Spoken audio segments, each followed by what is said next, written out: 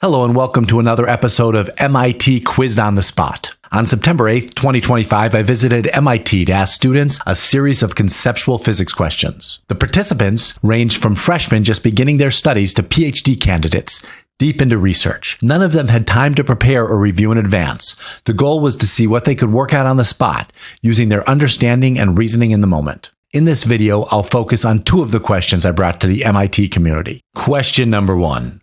Could an object moving extremely fast gain enough energy to collapse into a black hole? Are you a student here? Yes. What do you study? I'm still a freshman, but I'm planning on studying architecture. Okay, so you've only been here just a few weeks. Yeah. I didn't really learn his general relativity, but I know that if you compact mass enough, it turns into a black hole. And based on general relativity, if you go fast enough, distances tend to change from your perspective. I think it is possible to turn into a black hole if you go fast enough. Hey, what's your name? Salib, And what do you study? 6'2", EECS. ECS. Yeah. And what year are you? I'm in my third year. I just started my third year Okay. in football. I'm not entirely sure, to be honest. Okay. Hi, my name is Peter. I'm Lucas. We're both first-year grad students at the First year. Center for Theoretical Physics. I'm originally from Belgium, but I Okay. did most of my undergrad in the UK. Okay. Yeah. And I'm from Brazil. I don't think there's anything preventing it. Personally, like if you just have a particle, it moves fast enough. Well, you can always go in its rest frame, and its rest frame, it's like you can't. Energy is only defined with respect to two objects. You're definitely okay. Yeah, you definitely need like two objects to kind of like have energy. So even if you, for example, have a train which is going very quickly, if you're in the rest frame of the train, well, the train has kind of like zero kinetic energy. So you really need kind of like, if you have two trains, for example, coming towards each other, then you can say, oh, the kind of ensemble has some kind of like kinetic energy in its rest frame. I don't think there's anything preventing it, because there's that relationship where I agree it's important to consider which frame you are in, right? So if I'm standing on Earth and I see something moving fast, so in my reference frame, that thing's effective mass is modified by the Lorentz factor. And that Lorentz factor, as the speed of the thing approaches the speed of light, that diverges. So if it goes sufficiently fast, the mass can get sufficient, or it can get arbitrarily large, I think. I'm Ezra. Okay. And I'm Stacy. All right. Now you're a physics major, is that Yes. right? What year are you?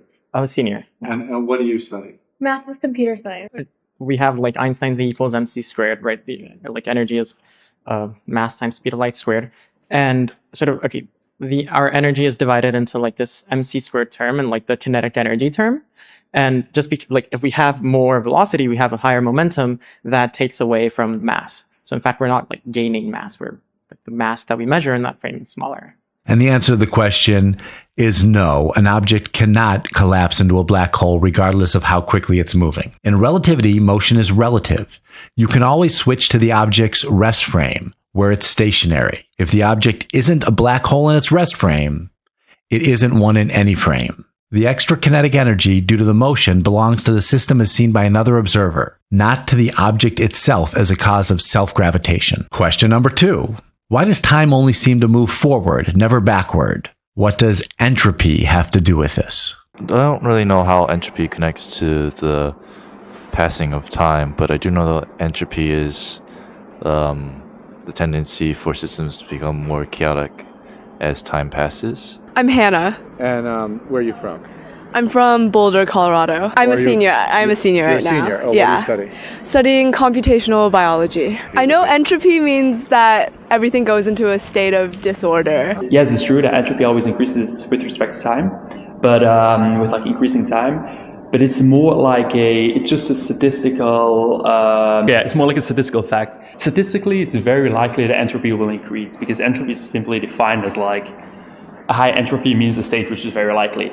So if you have something which has the perfectly like highest entropy ever, then there will be some cases where entropy will very quickly like decrease and then increase again. I know that entropy is like always increasing, like as time moves on, there's more entropy, like things tend to get more disorderly, it's like favorable for nature.